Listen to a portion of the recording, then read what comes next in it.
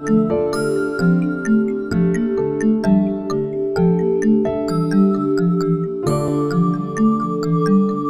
appreciate you being here. Well, thank you. And I'm going to do very little talking because I really want to hear what Holly has to say. I'm Bob Lamm. I'm a shareholder and chair of the Securities and Corporate Governance practice at Gunster, based out of Fort Lauderdale. And I also serve as an independent senior advisor, highfalutin title, with the Deloitte Center for Board Effectiveness. My recent accomplishment of which I'm most proud is joining the board of the Florida group of the Commonwealth Institute. I was the first male, followed rapidly by the second male. So we're going to see if diversity works in both directions. I'm sure it does, but it's an exciting role, and I'm very happy for that. I just want to introduce Holly and not take up a lot of her time, so I'll try to make this brief. Holly is a shareholder, like a partner, in Gunster's employment law practice. You can find her bio on Gunster's website, which is gunster.com. I'm not going to take a lot of time giving her background, but she's a magna cum laude graduate of both the University of West Florida and FSU Law School. Congratulations, belatedly. What our website and her bio can't tell you is that Holly, like everyone else I've had the pleasure of working with in her practice group, she's the consummate lawyer. She's smart, she's practical, she's nice, she's great to work with. I'll simply say I spent most of my career in-house, and when I first started working with her practice group leader and other members of her group, I said, man, if I were still in-house, I'd hire you right away. And Holly, I don't know if I've mentioned this story to you, but Joe Santoro, who's the chair of that practice group, said, why, did you have a lot of employment law issues? And I said, no, we didn't, as far as I know, but I just want to hire you before somebody else did. I meant it then, I mean it now. I'll just make one more comment before I turn it over to Holly. One of the things of which I am most proud as a Gunster shareholder is that in January, 9 attorneys were elevated to the position of shareholder, which again is like a partner. Of those 9, 6 were women. Holly was one of those 6. So, we have miles to go, but I think that was a major accomplishment and very well deserved. So with that, Holly, I'll turn it over to you. Thank you, Bob. I appreciate it, and for your kind words, both about myself and my practice group. I'm proud to work for Gunster, and I really enjoy what I do as a labor and employment attorney, which has come in handy a lot lately, especially as we have been dealing with the current pandemic and all of the new issues that brings with it. I know that in my small group, when we talked about the prompt a little bit about how telecommuting or working from home might have increased or decreased issues of conflict. It seemed that both of the women that I had the opportunity to speak with have been working remotely, but for those who are new to the concept of remote work, there is a distinct possibility that you might be experiencing more conflict, or if you're in a management role, that your subordinates or your staff might be seeing more conflict just because the methods of communication are changing, right? We're used to seeing each other face to face, walking down the hall, having conversations with people. It's a lot harder to pick up on tone in an email, a text message, a Slack, whatever communication system that you might be using, if that's not your typical method of communication, because miscommunications is one of the main ways that conflict can actually come up in the workplace. As we have started to see, and as we do see more diversity in the workplace, you're going to have employees with a variety of backgrounds and work styles and those types of different methods of communicating with one another. And so conflict is going to be inevitable. In most conflicts, neither party's right or wrong. It's going to be that difference in perception, that difference in communication that creates some of that tension. And so one of the things that we want to talk about today, or that I'm going to talk about a little bit, and then we can have some discussion around, are identifying the causes, talking about the issues that come up when there's conflict in the workplace, what it is exactly what benefits we can see if we're effectively managing it, some strategies both as leaders, how your leadership style can really help to diffuse conflict in the workplace, management practices that you can help either put into place yourself or work with your companies to put into place to try to diffuse conflicts in the workplace. And then finally, some of the steps to go through if you're actually either coordinating a meeting or encouraging your employees or even yourself to resolve conflicts with others. It's a tall order, but I think each of these subjects really, they come together very nicely and pretty smoothly. So conflict is natural. It's gonna happen. It can't be avoided. But what's going to be important is getting it resolved quickly and professionally. So conflict can cause multiple negative effects in the workplace. I think we all know this. You're going to have work disruptions, decreased productivity. Projects can fail if you aren't communicating effectively. It may increase absenteeism or turnover and termination. That's one of the ways that you can see a toxic work environment in advance. Is if you're seeing that high turnover, it might be a red flag. And so that's going to be something that you want to be on the lookout for in order to make sure that your team is as strong as possible. Because by effectively managing conflict in the workplace, you're going to be able to gain cooperation from team members, improve performance and productivity on your team, reduce stress. That's one of the ways that we have more productive workers. When people are overly stressed, it actually decreases their productivity.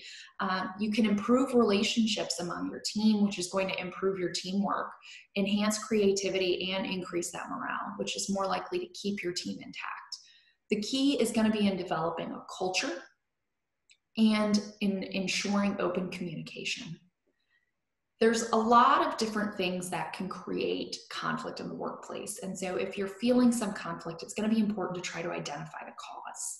Sometimes it's going to be personality differences or workplace behaviors that might be regarded by some as irritating. Somebody has a workplace behavior that grates on someone's nerves. Those are going to be common ones that are a little bit more difficult to control as a workplace, but there's a lot that you can do to control the other issues that create conflict, which are things like unmet needs in the workplace. That's certainly something that as a manager you can control. Perceived inequities in resources. Employees get jealous. Why did Susie get a new laptop when I'm still using the dinosaur? So what is it about those decisions? People can get jealous. A real big issue can come from unclarified roles in the workplace or competing job duties or poor implementation of somebody's job description. So what sometimes I see in my work in dealing with human resources professionals is you'll see a non-supervisory employee who is unofficially managing their colleagues peer-to-peer just because they might be a superstar, they might be a high producer, and they get stuck in the role of trying to manage their colleagues and have no real authority to do that, and that can create some resentments.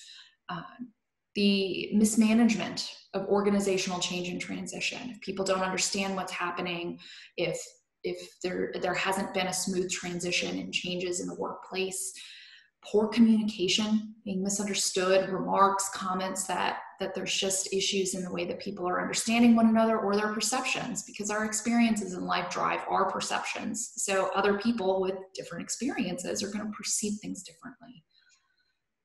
Differences in work methods or goals and differences in perspective are going to potentially create conflict. And then most importantly now in our current time is systemic circumstances, such as a workforce slowdown, a merger or acquisition, and a reduction in force. So there could be more. I'm glad that my cohort and my breakout room hasn't been experiencing more conflict, but now is a time when we might see more conflict in our relationships with others and in the workforce, just because of how stressful it is in the current pandemic, and people who are worried over their jobs, they're worried about reductions in workforce and workforce slowdowns if there has been any kind of a slowdown in your industry. So there are steps that we can take as leaders, as managers, as even just employees in a larger institution to develop a culture that's going to help diffuse conflicts in the workplace. You want to develop a culture of strong employee relations, that open door policy. You want to emphasize trust and fairness, mutual respect. If you are a leader, you want to make sure that your staff knows that they can come to you, that you will listen to them, that trust goes both ways. They can trust you, that you're going to trust them, and that you're going to treat them with respect, that you won't just blow off their concerns. there are leadership qualities that you can develop in helping to develop those types of strong relationships with your employees, including that interactive communication, making sure it goes both ways, to establish trust in the relationship. Because if we don't trust our supervisors, we're less likely to go to them when we have a problem. And that's just going to allow it to fester. So you want to make sure that your staff trusts you and knows that they can come to you if they're having conflicts in the workplace, so that way you can diffuse them from the get-go. You want to make sure that you are perceived as an ethical leader, that they know you're going to do the right thing, that you're fair, that if your staff comes to you with an issue, that you aren't going to show bias towards one person or another, that you're going to be fair in helping to resolve the workplace dispute. And some of that's also going to mean that they need to know, your staff needs to know that you're a leader who shows empathy, that you're going to listen to their concerns and take them seriously. And then finally, as leaders, it's going to be really important in trying to develop a culture where we manage conflict, that you set clear expectations, because I'm sure we have all been in a circumstance where conflict comes out of not understanding what is expected of you, of misunderstanding the assignment, of misunderstanding what it is that you should be doing. So some practical examples of ways that you can establish these qualities and establish that good working relationship with your employees. Make sure that your policies and communications are clear and consistent. So make sure that your staff understands what your policies are internally, what protocols you may implement in your own department, what steps they might need to take to complete projects, and then be consistent in your communications about following those policies. Make the rationale for your decision-making transparent, even if it is as simple as who gets the next new computer system.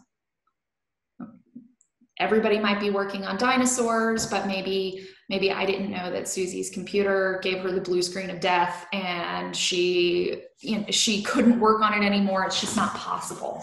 So making rationale for those decisions transparent, making sure that people understand, okay, I know that we all want new equipment. Company can't afford it right now. We're making those decisions based on immediate need. And that way they understand what the decision-making process was. That's going to build trust and show that you're being transparent as you go forward. Ensure that all employees and not just managers are accountable for resolving conflict. And this is going to be important in creating a workplace where conflict is going to be minimized and can create a good working environment for everyone. You want to encourage employees to work it out, but you want to make sure that they know and understand that you're willing to step in. It's not that you're trying to push it back onto them, that you're not willing to lead or to manage, but that you first want them to take the opportunity to try to improve their own conflict resolution skills and to see if they can resolve the dispute amongst themselves before they elevate it up to management. But you want to make sure that you're not ignoring conflict. You can't avoid it in the workplace. And so make sure that they understand that if they're unable to resolve it, they can come to you. And keep in mind that approaches to resolving conflict may depend on the circumstances of each conflict. Not every dispute is the same. While there are steps that you can take, which we'll talk about, to be able to get to the bottom of every dispute, it might take a different approach. Especially some of that might be the personalities of the people involved, the emotions involved, and the severity level of the dispute. So one thing to do when encouraging employees to try to work it out themselves is to set guidelines for what they should do if they experience conflict. So we want to make sure that they know that they're expected to attempt to resolve the conflict first before they elevate it up to management. There are going to be exceptions to that. If there is any indication of violence, obviously we don't want to send employees in to deal with that themselves.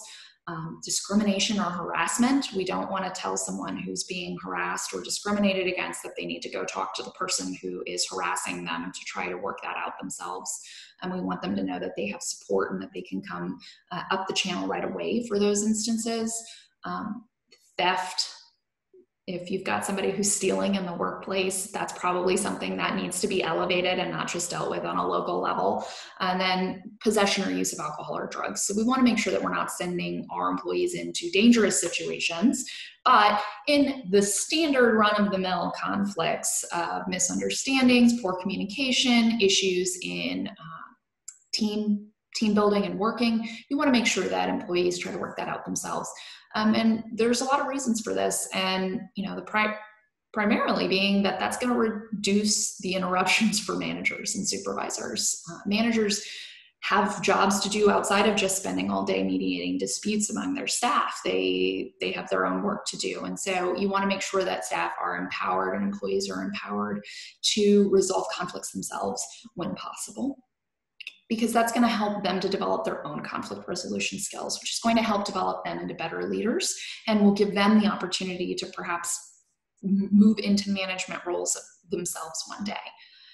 It may also actually help to diffuse additional disputes, because sometimes if a manager approaches one employee with another's complaint, it may look like the manager is biased. That not just that the other employee went and tattled, but that the manager's taking their side. We all saw this if you have siblings, when, oh, well, Susie told me that you did X. You don't want it to seem as though the manager is already taking sides in this dispute. You want to be seen as an unbiased, neutral arbiter. And so making employees try to deal with it themselves first before elevating it up, then at least they know that the manager isn't taking sides, especially because we sometimes will see chronic complainers in the workplace. You'll see somebody who has a lot of issues and disputes with their coworkers. And if they're constantly running to the manager and the manager is constantly talking to other employees about Susie's complaints, then, and I'm sorry, Susan, I'm not picking on Susie's, but that's just the name that came to mind. But if Susie's complaints, then that might be something that people start to see as favoritism. It might seem like the manager is biased towards Susie and is taking her side against the rest of the team. So you want to avoid any kind of perception of bias when you are managing disputes among your employees.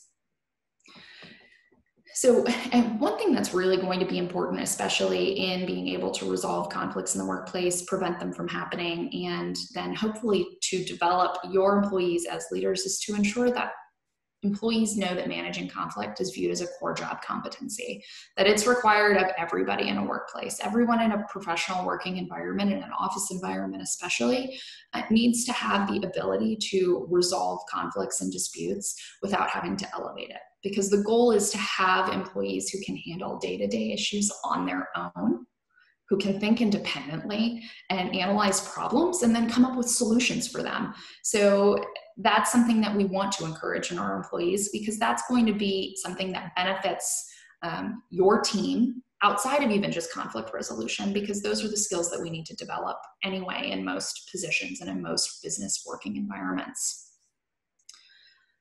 So one thing that is going to be important is going to be open communication. You should encourage your employees to talk about work issues, not gossip, not complaining necessarily, but discussing issues that could lead to conflicts in the workplace. And by listening to employee concerns, you will help to foster that open environment.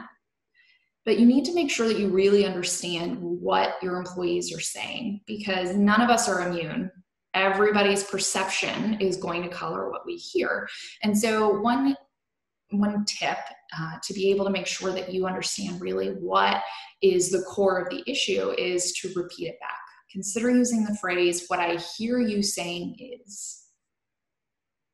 What I hear you saying is that when Susie is late in getting you the TPS reports, it requires you to work overtime to complete the analysis on time. Whatever the heart of the issue is, repeat back what it is that you think is the issue, because that may not be the issue at all. It just might be what you picked up from, but at the heart of it, Susie might be complaining about something completely different. And so you want to make sure that you understand exactly what the dispute is about, because that might drive how you decide to resolve it. if you're mediating a conflict between two employees, so if you know that you've encouraged them to talk to one another and see if they're able to create a solution between them for whatever the dispute may be, whether it's the division of labor, whether it's the timeliness of completing projects, whatever that dispute may be, if they're not able to work it out amongst themselves and they have to elevate it, and you're mediating that dispute, start by meeting with each employee separately so that you can define the problem. You can see what it is that each employee thinks is the issue and try to figure out what the source of that conflict is and how it's impacting the relationship and whether or not the issue could be even just personality styles, because sometimes sometimes some people just communicate differently, and that might just be in and of itself a conflict. And that might take a different approach because we might need to train employees on how to handle different personality styles. If you've got an employee who is angry, which is going to happen, of course, anything that is to a level where you feel unsafe, you need to elevate that up. But if you have an employee who's just expressing anger, they're just mad. It's going to happen. Anger's natural. Be attentive and patient and sincere and calm. Just listen to what they have to say, because more often than not, somebody who is expressing anger needs to vent or is looking to get your attention with their problems, for you to hear them and really understand what's going on. And so letting them vent some of that first might be helpful, especially before trying to get them to mediate the conflict directly. If you're going to try to create a meeting where you're putting these two personalities in the room together who are having a conflict, you want to try to diffuse some of that anger first before you set up any kind of meeting between them. And of course, be mindful if you need to get HR involved, if you have a human resources department in your organization, or get outside support if you think that somebody's anger is something that could create a danger to your workplace or to yourself or to your other employees. And what's one thing that I always remind people of too is don't physically stop an employee from leaving the office. If somebody's angry and wants to storm out, let them go. Don't try to block their way. Don't try to keep them in the room. Just let them go. They'll come back when they're done blowing off their steam. So after you've met with everybody, you kind of really get your hands around what the problem is. Either when you're mediating disputes with other employees, or if you're dealing with your own. If you yourself are saying, okay, I know that I have a conflict with one of my colleagues, I need to mediate this before I elevate it. One thing that the starting point is going to be set a time. Set a time to meet, preferably in person. Obviously, right now we're in a completely different world, and face-to-face is going to be through the computer screen like we're all doing right now. But you want to set aside a time to meet in a neutral place. You don't want to be in, if you can avoid being in one person's office versus the other, if you can find a conference room that's a neutral location, neutral ground to have that meeting, then that's going to be preferable. You want to make sure that both parties have had a chance to cool down, especially if there was any kind of heated exchange. Perhaps there was an argument involved. You want to make sure that you're calm when you have the conversation. Because if you set it for too soon, then especially if you as a supervisor are helping to mediate two employees, what you're more likely to get is I'm forced to kiss and make up because my boss is sitting in the room, and not an actual resolution of the dispute. And so you want to make sure that you set it far enough out so that your team members can really absorb the issue and be able to have a productive conversation about it. Acknowledge for them that a difficult situation exists. It's going to be difficult on both sides. It's very rarely going to be that one person is right or wrong. And that's not the goal. The goal isn't for you in mediating a dispute to determine who is right or wrong. The goal is going to be to find a way through, whether that's a compromise position or a solution that both parties can agree to. You want to obtain agreement from early on that both parties to the dispute are willing to work to resolve the conflict, that everybody's going to treat each other with respect, and be clear and truthful about what's really bothering them and what they really want to change, that they're going to listen to each other and make an effort to understand the viewpoint of the other person. I think that as human beings, we all have a tendency when we're listening, especially in an emotionally charged environment, we're listening, but we're not really listening because we're already thinking about what we're going to say in response to that. Oh, no, that's not right. Oh, I'm going to tell her as soon as she's done talking, I'm going to say this. And that's not really active listening. So you want to make sure that you encourage the participants that they should agree up front that they're going to actually stop and listen and try to understand what their colleague is saying if we're going to be able to reach a resolution here. Be willing to take responsibility for their own behavior and be willing to compromise. We need everybody in the room to understand that we're in a professional environment, and that's going to mean that sometimes we need to take responsibility for our own behavior, even if how it is that we're contributing to this problem, even if we don't perceive it to be ourselves. It's neither one of us is right or wrong thing. It's how can we come to a solution that's going to work. Start by asking the participants to describe, after you get everybody's buy-in, you get their agreement that they're going to participate in this process, ask them to describe the conflict in clear terms, focusing on the behaviors and their feelings and desired changes, not on each other's personalities. It's not Susie's lazy. It's when Susie is late on missing the deadline, here's what it causes me. I feel disrespected, or it puts additional stress on me because now I have to get the project done in less time, or I'm going to be late on meeting my deadline. You want to make sure that you're focusing on the behavior and its impact rather than accusations about somebody's personality, because that's not going to get us anywhere. That way you can identify and determine the underlying need. What is it that we need to resolve? And accusations or focusing on somebody's personality isn't going to really get to an underlying resolution. What is the actual business problem that we need a solution to? And how can we address that? Now, people's feelings are going to be important. You want them to feel heard. That way they know that you care, but really what we're trying to focus on is what is the behavior issue? What is the problem that it's creating in our work and in our workflow so that we can create a solution. You want to find common areas of agreement, no matter how small. Get both parties to agree on what the problem is. The problem is that we're not timely completing our assignments, our group assignments. Agree on a procedure to address what that problem is. And agree on the small changes that you can make. The small changes are great because that allows you to focus on something and celebrate successes that are easy to make. As you're trying to work to find solutions to the underlying problem, focus on the future. A lot of people are going to get dragged into the past, but once we've talked about what the issue is, let's say, okay, we know what the issue has been, we're focusing on the future. So turn it towards the future after you've allowed each person to talk about what they perceive the issue to be.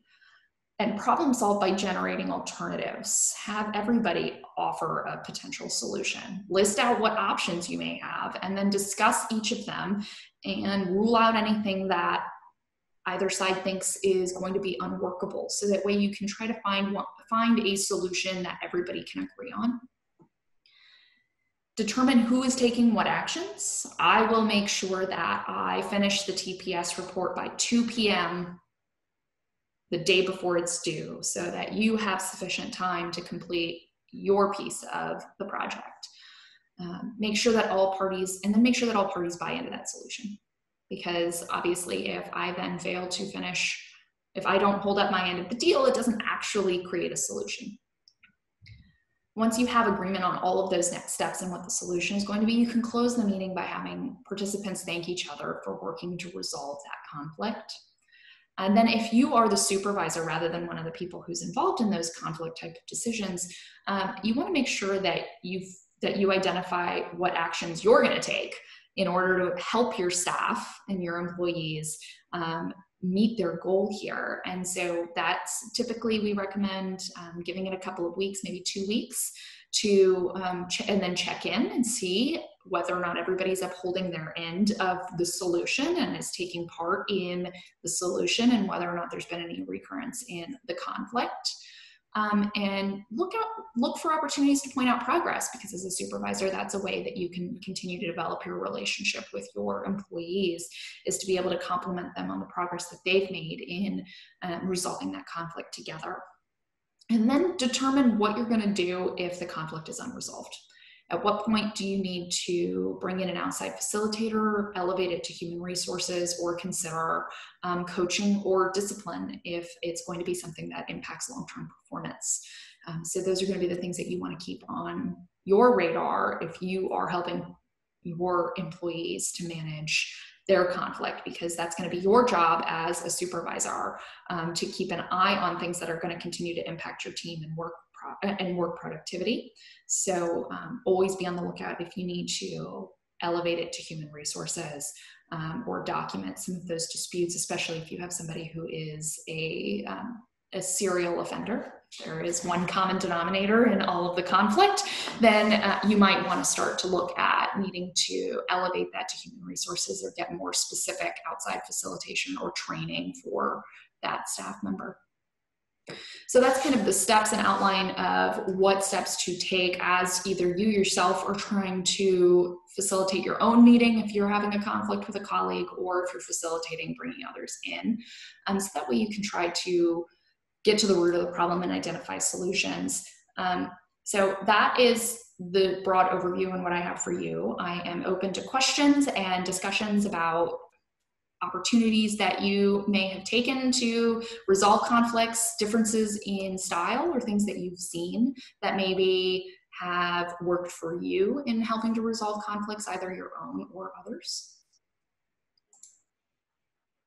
That was a lot to digest. One of the questions that I have for you is, what are you seeing, or what kinds of differences in the conflicts that occurred pre-COVID versus now, and whether it's because we're remote, or because of the pandemics. We're also going through results of George Floyd and everything else that brings up. So I just was interested to see how you've seen it shift since this all happened, since 4+ months ago. So a lot of times the workplace issue isn't the root cause. So when people are under a lot of stress, either it's because of the pandemic, what's going on culturally in our country, these issues, somebody's own emotions might be driving their perception of an issue in the workplace. And it might be in how they react. They've been a little snippy with a colleague who's taking it personally, or they themselves are reacting emotionally to things that they normally wouldn't. And so there is an increase in some conflicts from that, just in general, because when we're under high stress, the conflict in the workplace may have nothing to do with your coworker. It might be because you're mad at your husband because last night you got into an argument, and you're still taking that with you into your day, because our lives impact our emotions, and our emotions impact how we react to things, how we perceive things. And so in times like this, when there are so many things that are going on, it's really important. That's why it's important to have that initial discussion, or to even yourself step back and think about, what is the root cause? What is it that I'm feeling? Why am I feeling that? Okay, I'm angry, but why am I angry? I am angry because you not completing your piece on time puts more stress on me, or I look bad when I turn it in late. What is it what's driving that emotion? Or is it really, if you step back and do that analysis, maybe it is because I'm stressed out that I haven't seen a loved one in a long time, or somebody's sick, or what's going on in the country and socially is something that I'm just so invested in seeing how that works out. There's a lot of stressors that really can impact relationships and communication styles. And so I've really been encouraging as many people as possible to give each other a little bit of grace in this. We're all in stressful times. And so if somebody's a little snippy with you, try to just chalk it up to they're probably having a really bad day. If it gets to be a problem, then you might need to address it on a larger scale, and figure out how it is that you as a manager might be able to help support your team, or that you as a coworker might be able to help support your colleague if they seem to really be stressed out. But that is, I think that there has been an increase in some interpersonal conflicts, not necessarily even business driven, but just emotionally driven because of what's going on. And changes in communication style for people who aren't used to communicating by email or text message, or who are used to actually seeing and speaking to people more frequently, or sometimes feeling that pressure. So I'd love to hear from, go ahead, Bob. Yeah, big mouth Bob over here. Holly, I thought that was fabulous. One of the things that came through loud and clear was the importance of being a really good listener.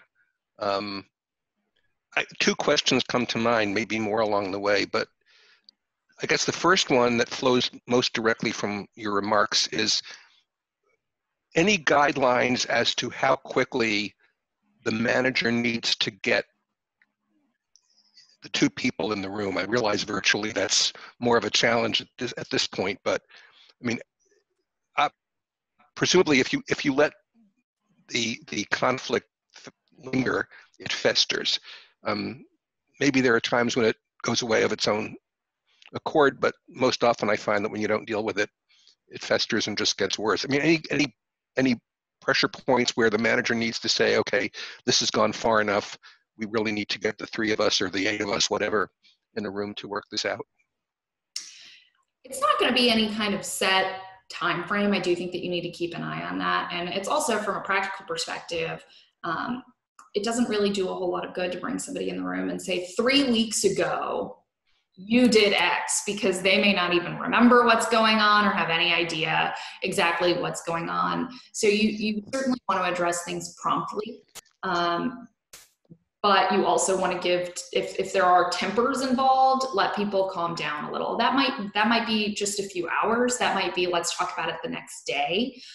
So you want to make sure that the timing of it might depend on the personalities of people involved. If you think that somebody might be more tempted to go off the rails, if this is the sign of things to come, that you know that there's somebody who's likely to let it fester, then that's somebody that you're going to want to make sure that you address it more quickly with them. But I certainly wouldn't let it linger for too long, just because addressing things in the moment is always going to be better, because a lot of people might not even realize that they've done something to upset their coworker, and they're going to want to know sooner rather than later.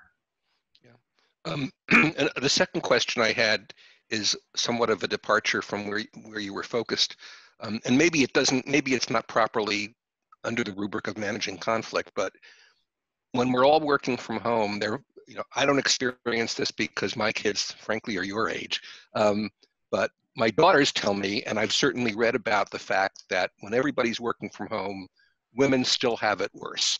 Women are the ones who are expected to be the child caregivers. Women are more likely to be the ones who are educating their kids at home.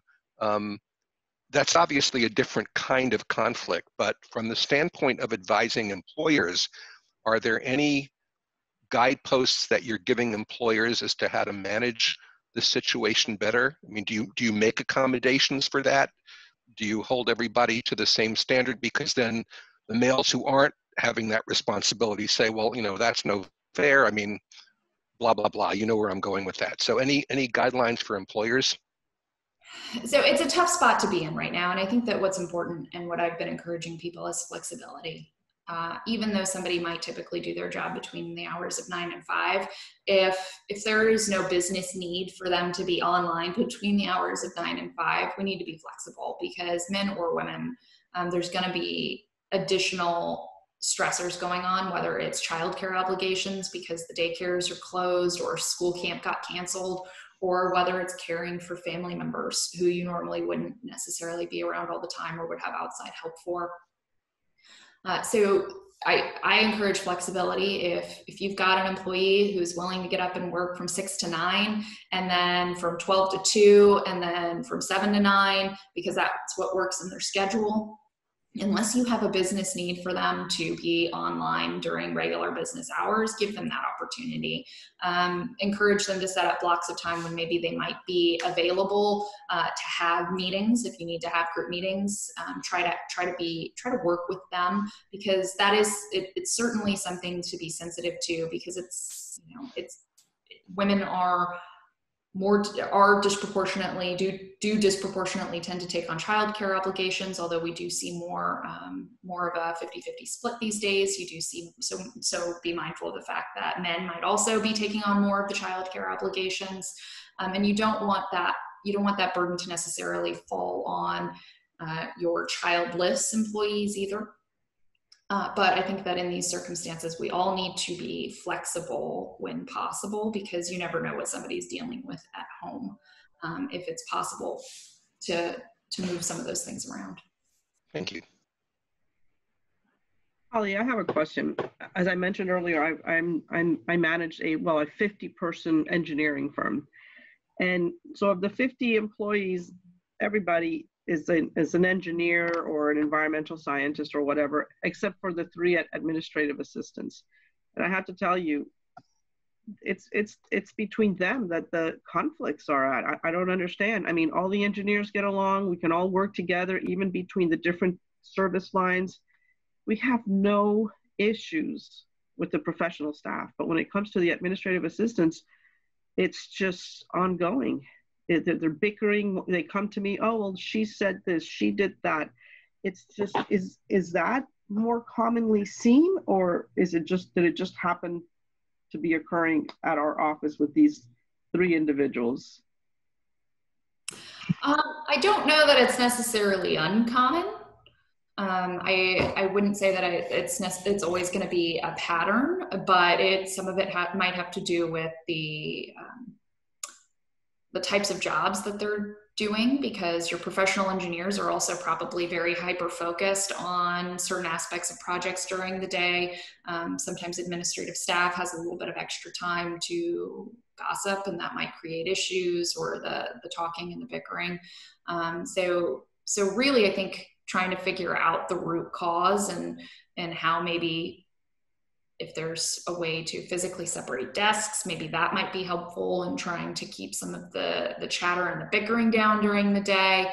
I'm trying to figure out the root cause, and whether it's just those 3 specific individuals, or I don't know if you've had other people in these positions and it's always been a problem regardless of the person, or if perhaps it might just be the individuals that you're dealing with. I don't know. None of the 3 sit near each other. They're all quite far away, and they all do report more or less to different people, but there are certain things that they do have to work together. You know, when we have in-office events and things like that, they have to help each other. But it's just unbelievable. It's just been going on. Well, now with COVID, actually, it's gotten better, because they don't have to work with each other. But it's just unbelievable. It's just been.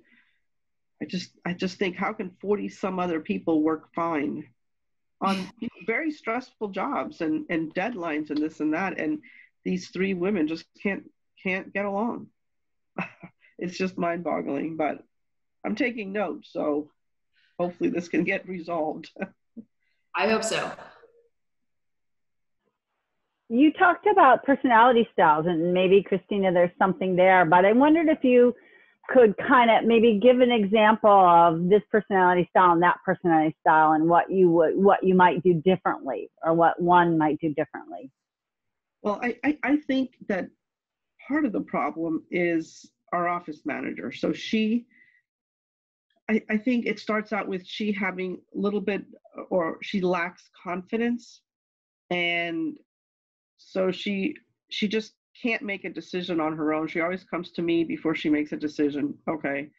And I think that feeling passes on to the others. So I think the others then take advantage of her, and they don't listen to her when she says, hey, so they just don't listen. And I think that's part of the problem. And then, so the office manager, the way she then lashes at the others when they're not listening and they're not doing what she's asking them to do. It's just, I think a lot of personality, and I think just a lot of personality issues. And it can happen sometimes with, for instance, somebody who might be more upfront, more abrupt in their communication style. And if they're talking to somebody who isn't used to that kind of forthright communication, is maybe used to people who kind of beat around the bush or are a little bit more subtle with things, then they might take it personally because they think that the direct communication is directed towards them. And so in moderating the differences in how somebody might approach things, that might be a conversation with each of them. Okay, just because I'm being direct about my expectations or about ways that you can improve in your performance, that is not a criticism of you. I'm trying to help you work through the project to help get a better project. So it might be about having a conversation where you explain, okay, I just tend to be more direct. Or if you as a leader know that somebody's going to take it personally, I don't really encourage beating around the bush with it, but I think that you can soften it by saying, look, I believe that by being direct with you about ways that you can improve, that it will benefit you, because then you'll be able to produce a better product. This isn't personal, but here's what I'm going to tell you about ways that I think that you can improve your performance. So sometimes it's about having to tailor the conversation piece if you know that there are people who might take things more personally if they get that kind of direct feedback. But Christina, it does sound like perhaps the office manager is not, maybe she needs to take a look at how she is interacting with others and kind of making sure that she is exerting her authority and that they understand that as the office manager, she is the one that's in charge of this, because they might be running a little roughshod over her. Yeah, I think that's part of the problem. Thanks. And are you recommending, Holly, that in general, that, is there a tool, a specific one you've seen used, that personality styles get identified up front, but even before there's conflict, I'm guessing is probably a good idea? There are several different, there's a lot of different tests out there where you can get onto different spectrums or personality tests that will tell you what kind of a leader somebody is. And some organizations do those tests up front or as part of team building processes so that you can understand perhaps where your leadership style comes from, or where your personality styles come from, and how to interact with others. So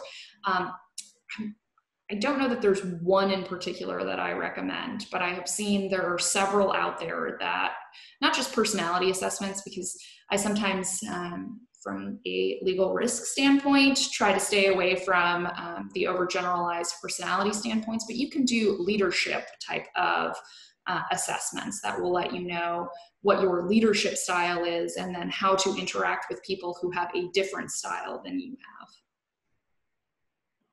I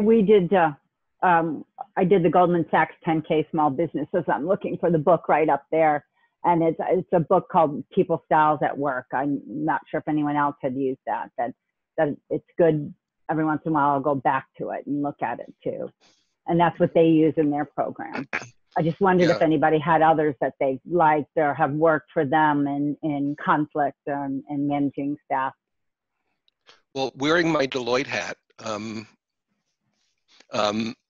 we at Deloitte have developed a tool. I've had no part in developing it because it's done by behavioral science types, called business chemistry.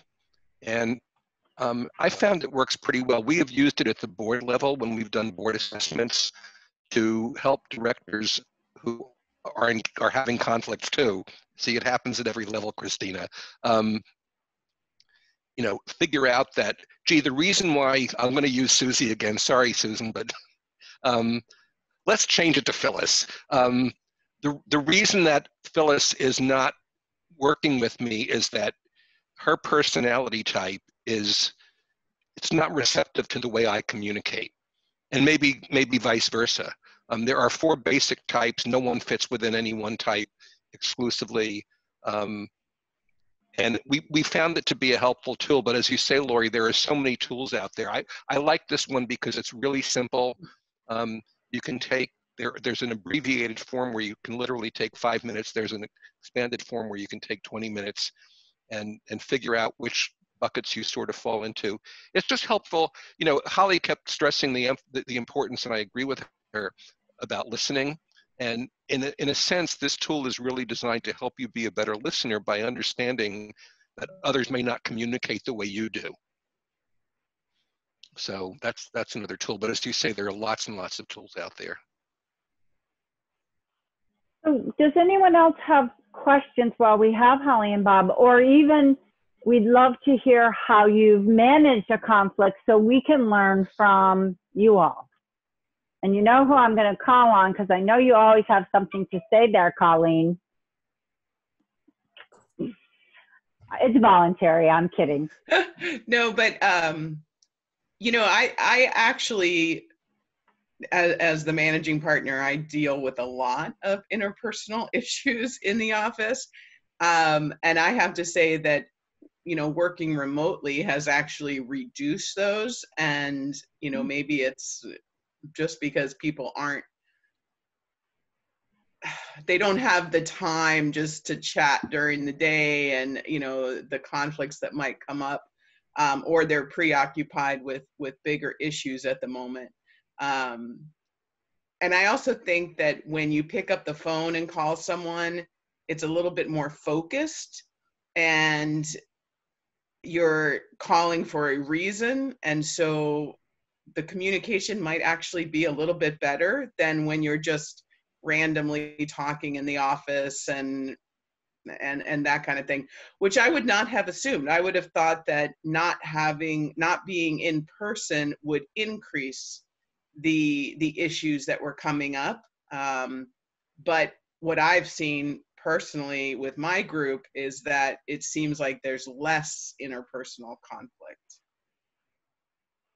Interesting. I also think, well, to some degree, you have to sort of prioritize better. In our breakout session, I said, there's something that I really want to talk to one of my colleagues about. I don't know that it rises or sinks to the level of a conflict.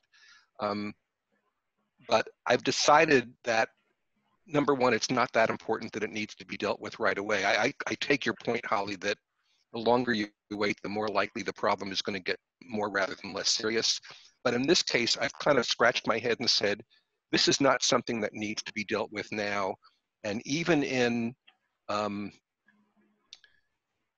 understanding that it might fester, I think I'm better off doing it in person. I just don't think a phone call is the right way to address it, because I think facial expression may have a big impact on how we address this. So I think it sort of causes you to prioritize what's really important. It's like what you were saying, Colleen, when we speak, it's a focused conversation. I need help with this. You know, can you do that? There's not time for the BS part of it, I guess, for lack of a better way of phrasing it. Great, thank you, Bob. Would anyone else have a story to share, what they're doing, how they're managing, or questions on what to do? And don't forget to unmute yourself. Holly, before, and jump in. Oh, Yingwei, I see you unmuted. Oh, okay. Yeah, no, I was just going to say, in our breakout room, I was with Bob at the breakout room, and I mentioned that I actually think sometimes it has caused actually more conflict, perhaps because there is, whether a technology issue or at times, you know, even making eye contact, for example, are you looking at the right, you know, like when you're virtual and you think you're talking to the person, but they're actually off to the side. So I think there's some additional layers that can get exacerbated because there's already conflict, and so it makes it just the new medium. So I've actually seen probably more conflict, and perhaps maybe that's also, as Holly and everybody has mentioned, kind of the current conditions where everyone's just feeling really vulnerable. And I'm in an HR, you know, function, so I see that quite a bit. I think the vulnerabilities and kind of people's perspective, but also their safety and security. Kind of when we're always talking about like Maslow's hierarchy of needs, everyone's feeling kind of coming from a place of lack of security. And I think that can obviously cause a lot more conflict in the workplace. So I've actually seen that quite a bit. Great, thank you for sharing. Anyone else? Well, I'd say one more thing. I guess another conflict that I've had at the office have been with, one was an engineer, a civil engineer. The other one was our CAD technician, where there are these people who just think that the firm, the company needs to do everything for them, and how, well, why don't I think the company should pay for this, and the company should pay for this, and I should be getting this. And they think that they're entitled to everything. And I've told them, listen, and we have a very good HR department. We have everything is in writing, et cetera. I said, look, the policy says we will pay for your PE exam. We will pay you for the day that you take your PE exam, and we will pay for one review course that you take. This guy wanted to take 2 different review courses, and we, give a limit to what we pay for a review course. And this one particular guy, he just wanted, he had signed up for 2 review courses. One of them was in the evenings, which is what most people take, right? You go in at night in the evenings to take these courses. And now you do everything, you can do things online, but I'm talking about back then. And then the other one was one where he had to take 2 days off a week because they were done during the day. And I just, people like that just drive me crazy. And then the other one was the technician who just, again, just expected that company should pay for all kinds of stuff for them, for the individuals. And no matter what you tell them, look, here it is in writing. This is our policy. This is what we do across the board. You're going way beyond. No, we just don't do that. And they just turn around and they're upset. They're upset because, again, they think everything should be done for them. Everything should be given to them. Everything should be paid by the firm. And it's very difficult to work with people like that. Sounds like you're talking to some of the CEOs of public companies I used to work for. What do you mean that's personal use of corporate aircraft? Everything I do is for work. Yeah. It's very frustrating. Some people just think they deserve everything, and that. I take it this isn't, it doesn't take the form of sort of a question, like, I know what our policy is, but due to my special circumstances, could you? Right. It's really more like a demand. Yeah, and I think they just feel that they deserve everything. It's just, I don't know how you deal with that. You tell them, you show them the policy, you say, listen, this is what it is. Everybody gets paid, like I said, for one review course, period. If you don't pass your PE exam, most of these courses allow you to come back and take it a second time without a cost. So I said, this is what we pay. I think it was $800 at the time, $800. His was the one that was in the evening was $850. I said, okay, fine, we'll pay the $850, but we're not paying for the other one. And we're not paying you to take 2 days off a week to take these courses during work days. So thank God he didn't last very long. So he was out. You left out the part where this 2 day a week thing was in Maui, but we don't. It's crazy. And then the other one too, just that, sometimes just these personalities just don't match. And at the end of the day, I don't know what else you can do as a firm. I've tried, believe me, I can get along with anyone, but it just didn't work out. So they're both gone, which is a good thing. And sometimes that's the case. Sometimes the personality just isn't going to fit within the culture of the company, and all you can do is honest and transparent with them about what the company will do, that they are consistent about this across the board for everyone, and that to be fair, that you can only give him what you're giving to others, and that this is all we're able to do for now. And if they're not willing to accept that, then sometimes there's not much you can do about it. Yeah. Thanks. Any other questions for Holly, Bob? Otherwise, Holly, if there's something you want to, close this up with, and then I'm going to turn it over to Jess just to briefly give us an quick update on our upcoming events. I think that, Bob hit the nail on the head that listening is going to be key. As leaders and even as colleagues, what's really important right now, especially in what's going on in our country culturally with the current movements that are going on socially, as well as with the pandemic and the extra stressors, you never know what somebody's got going on or what's on their plate. And so it's really important to listen, to do so with compassion, and to try to make sure that you are communicating effectively with your colleagues and with your staff, if you're somebody who manages other people, so that way you can try to keep conflicts at minimum, especially, or take advantage of the fact that working from home perhaps has reduced conflicts so that you can develop those stronger relationships. Great. Thank you so much.